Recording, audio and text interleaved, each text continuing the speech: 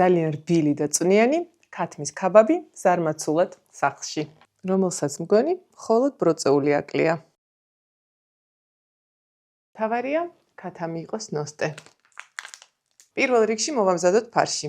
ამისთვის კი დავჭერათ ქათმის ფილე სასურველი ზომის ნაჭრებად და ბოსტნეული. შემდეგ კი დავკეპოთ ხორცაკებ მანქანაში ან ჩოპერში. პირველ რიგში დავჭირდება 1 ცალი ხახვი, 2 კბილი ნიორი, 1 ცალი წითელი ბულგარული და ოხრახუში. შემდეგ კი ხელით კარგად შევურიოთ, დავამატოთ საჭირო სუნელები, საფანელი და გამბნარი კარაქი. კარგად მოვზივოთ 10-15 წუთი მინიმუმ, მეტი თუ არა. როგორც კი ფარში აი ასეთ კონსისტენციას მიიღებს, შეგვიძლია გადავიტანოთ ლანგარზე და გავაბრტყელოთ ზუსტად ასე.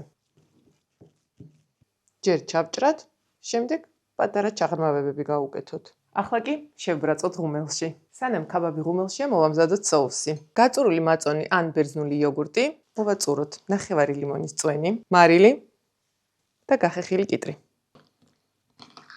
და ბოლოს 1 კბილი ნიორი. სურვილი სამეფრ. მე მიყვარს და ვამატებ. соусიც მზად არის. ნახეთ რა კარგად შეპიტკინდა. ახლა კი მარტივად ავაწყოთ. ჯერ соуსი, შემდეგ ქაბაბი.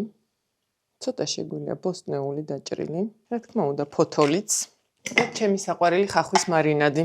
თუ რეცეპტი მოგინდათ, მომწერეთ და გამოგიგზავნით. ესეც ასე.